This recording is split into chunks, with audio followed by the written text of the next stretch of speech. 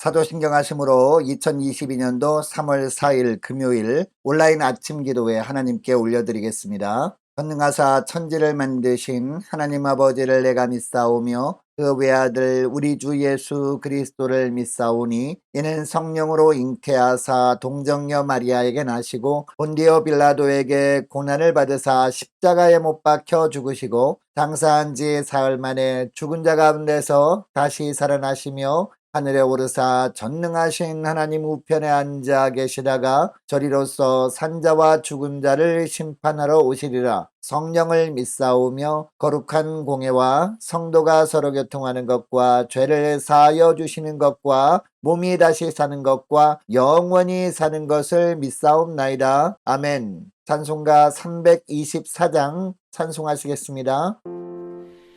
예수 나를 오라 하네 예수 나를 오라 하네 어디든지 주를 따라 주와 같이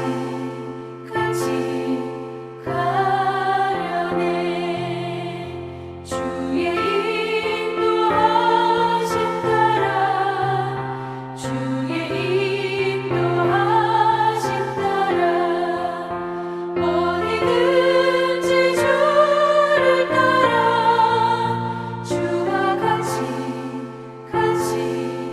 가려네 겟세마네 동산까지 주와 함께 가려 하네 피땀 흘린 동산까지 주와 함께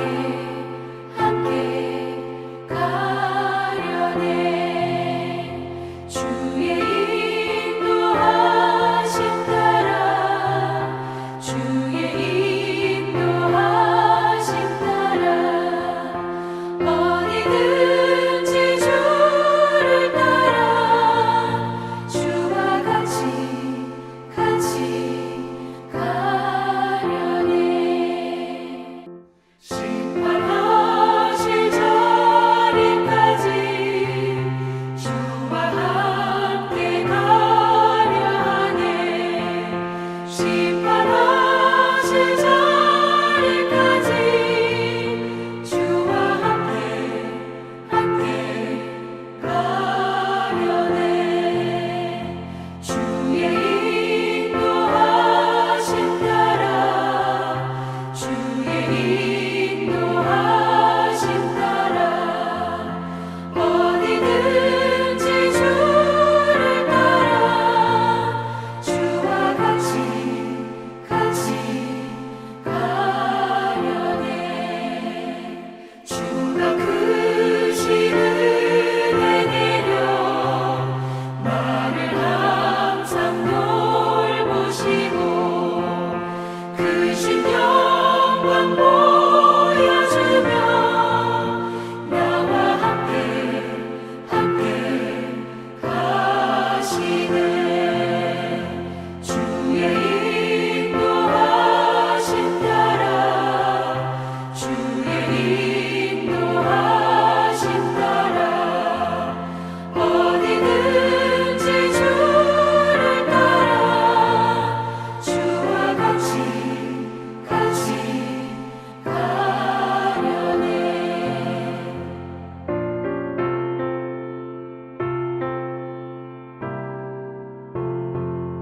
하나님 아버지 감사합니다. 오늘도 또 새로운 하루를 허락하셔서 감사합니다. 날마다 주님께서 허락하신 하루하루 살아가는 동안에 오직 주님께서 인도하신 대로 순종하며 사는 것이 승리의 길임을 오늘도 알고 주님께서 부르심에 순종함으로 주 앞에 나왔습니다. 오늘도 말씀을 통해서 오늘 하루 어떤 삶을 살도록 주님께서 저희들을 인도하시는지 깨닫게 하시고 순종케 하여 주셔서 오늘도 주님께서 말씀으로 함께 하심으로 승리하는 복된 하루가 되게 하여 주옵소서. 감사드리오며 우리 주 예수 그리스도 이름으로 기도드리옵나이다. 아멘. 오늘 이 아침에 하나님이 주시는 말씀은 요한복음 12장 20절부터 36절까지 말씀입니다. 화면을 보시면서 20절부터 함께 합독하시겠습니다. 명절에 예배하러 올라온 사람 중에 헬라인 몇이 있는데 그들이 갈릴리 벳세다 사람 빌립에게 가서 청하여 이르되 선생이여 우리가 예수를 배웁고자 하나이다 하니 빌립이 안드레에게 가서 말하고 안드레와 빌립이 예수께 가서 여쭈니 예수께서 대답하여 이르시되 인자가 영광을 얻을 때가 왔도다. 내가 진실로 진실로 너희에게 이르노니 한 알의 밀이 땅에 떨어져 죽지 아니하면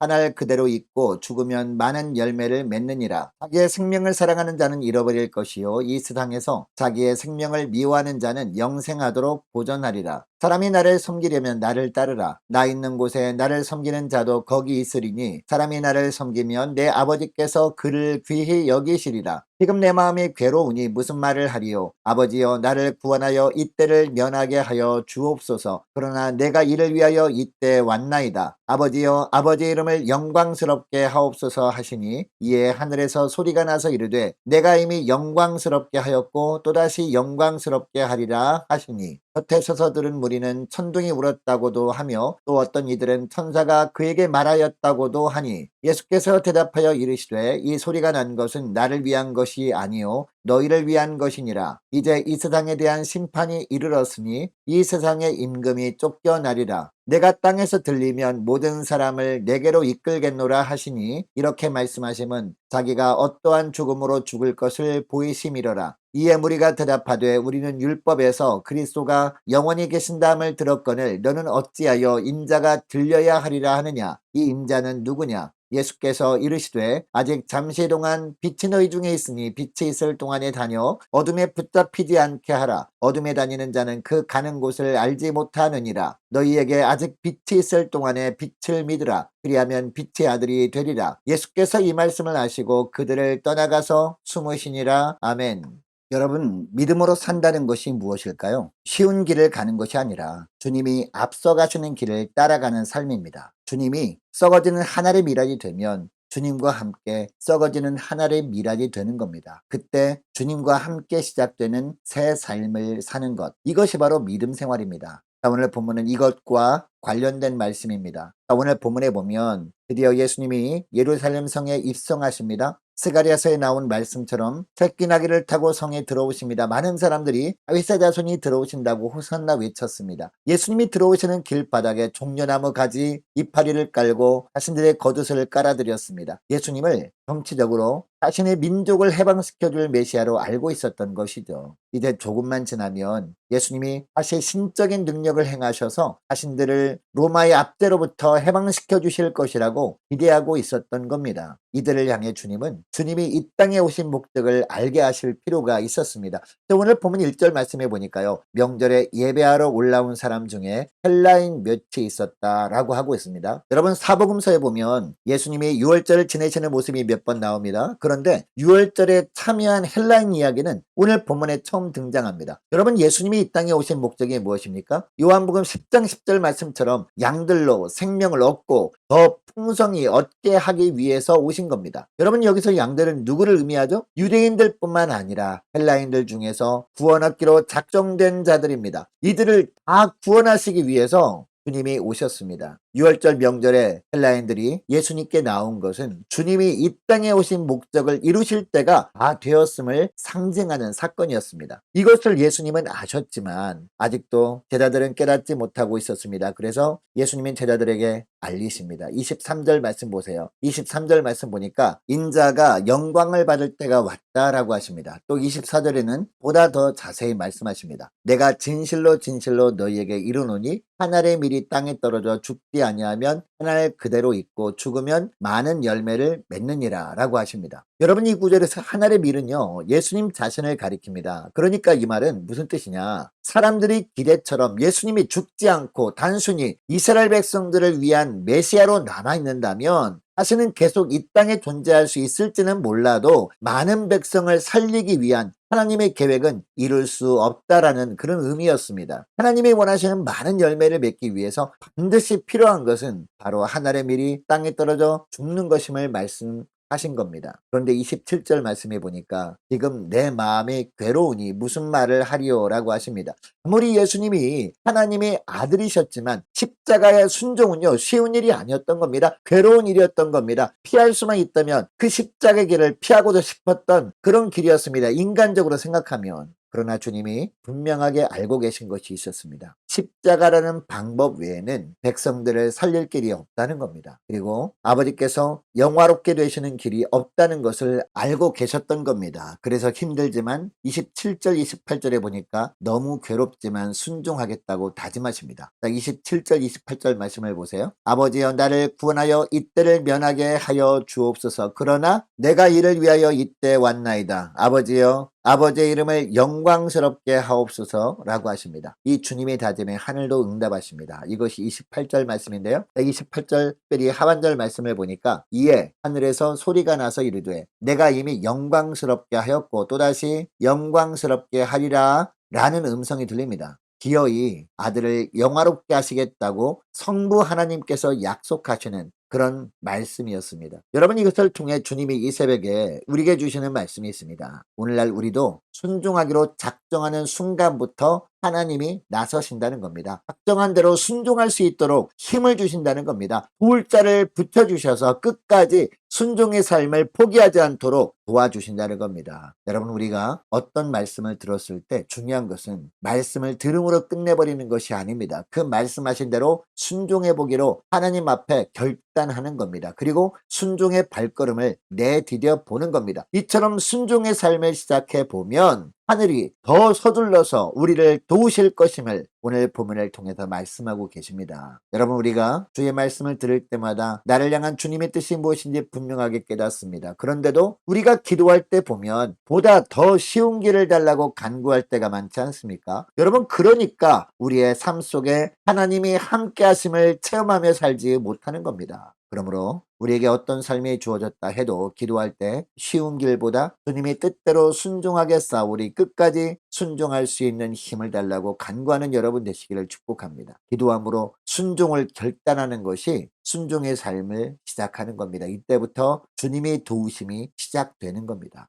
이 본문을 통해서 한 가지만 더 살펴볼 것은요. 24절 말씀인데요. 24절 말씀을 보면 내가 진실로 진실로 너희에게 이르노니 한 알의 밀이 땅에 떨어져 죽지 아니하면 한 알 그대로 있고 죽으면 많은 열매를 맺느니라 라고 말씀합니다. 여러분 물론 이 말씀은 예수님이 십자가 죽음을 예고하시는 말씀입니다. 그러나 이 말씀이 우리에게 주시는 또 하나의 의미가 있습니다. 여러분 밀은 땅에 떨어져 자신의 몸이 죽지 않으면 결코 열매를 맺지 못하는 곡식 아닙니까? 죽어야 사는 존재라는 겁니다. 여러분 이것이 예수님이 우리를 살리신 방법이었습니다. 또한 우리가 이 세상에서 다른 사람을 살리는 방법이기도 하다고 주님은 말씀하시는 겁니다. 오늘 본문에서 여러분 성경에 보면 사랑에 대한 이야기가 많이 나옵니다. 특별히 요한복음 21장에 보면 예수님이 부활하신 이후에 갈릴리 바다에서 고기를 잡고 있는 베드로에게 나타나지 않습니까? 여러분 이때 예수님과 베드로의 대화 내용이 무엇이었습니까? 예수님이 먼저 베드로에게 말씀하시죠. 요한의 아들아 내가 이 사람들보다 나를 더 사랑하느냐라고 하십니다. 이때 베드로가 어떤 대답을 합니까? 제가 주님을 사랑하는 줄 주님이 아십니다 라고 하십니다. 여러분 만일 주님이 저와 여러분에게 오셔서 동일한 질문을 하신다면 저와 여러분은 어떤 대답을 할까요? 아마 베드로와 똑같은 대답을 할 것입니다. 주님을 사랑해 왔고 또 지금도 주님을 사랑한다고 대답을 할 겁니다. 그런데 여러분 누구를 사랑한다고 할 때요 반드시 희생이 전제되어야 합니다. 내가 주님을 위해서 희생하고 헌신한 것도 없으면서 주님을 사랑한다고 하는 것은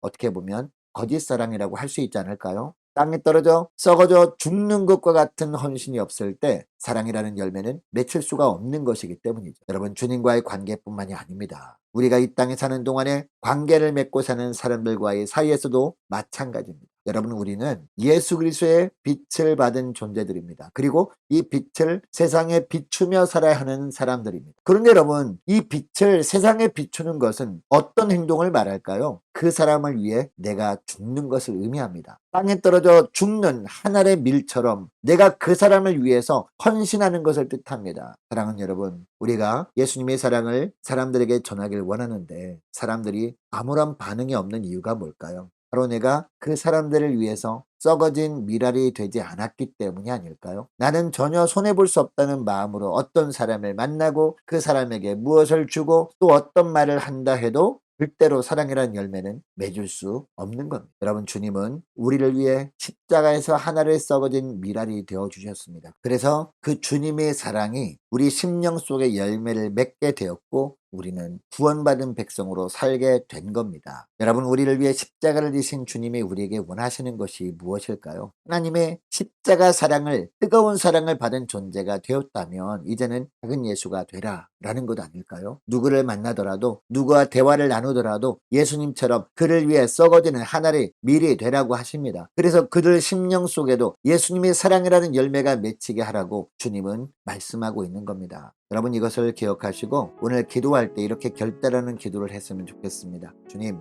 쉬운 길보다 주님의 뜻대로 순종하는 삶을 살게 원합니다. 그리고 그동안 난 사람을 통해 많은 사람들의 심령 가운데 예수님이 십자가 사랑의 열매가 맺히길 원하셨는데 아무런 반응이 없던 것은 내가 그들을 위해 썩어지는 밀이 되지 않았기 때문임을 알았습니다. 주님, 오늘부터 누구를 만나든지 그를 위해 제가 먼저 주님처럼 썩어지는 하나의 밀이 되길 원합니다. 주님이 십자가 사랑으로 먼저 무장하여 저도 그들을 위해 썩어지는 밀이 되어질 때 십자가 사랑의 열매가 그들 심령 가운데 풍성히 맺히는 것을 보게 하옵소서. 간절히 기도했으면 좋겠습니다. 계속해서 기도할 것은 오늘 금요일입니다. 오늘 저녁에 쓸 온라인 금요 심야 기도회를 위해서 함께 기도하기를 원하고 오는 주일 예배를 위해서 함께 기도하면 좋겠습니다. 많은 환우들을 위해서 기도해 주시기 바랍니다. 특별히 허리 수술을 받고 회복 중에 있는 조복래 권사님 위해서 기도해 주시기 바라고, 오미크론으로 고통당하는 가정들을 위해서 함께 기도하기를 원하고, 분문에 있는 이시훈 형제를 위해서 함께 기도하기를 원하고, 선교사님들 각 가정들을 위해서 함께 기도하기를 원하고요. 이 나라 민족을 주님 지켜 주옵소서. 그래서 마지막 시대에 이 마지막 선교 사명을 은혜 가운데 잘 감당하는 이 나라 민족 되게 달라고 같이 기도하기를 원합니다. 우리 교회 앞날을 위해서도 함께 기도하기를 원하고, 저와 여러분이 가지고 나온 기도 대목을 놓고 우리 함께 기도하기를 원합니다. 기도하겠습니다.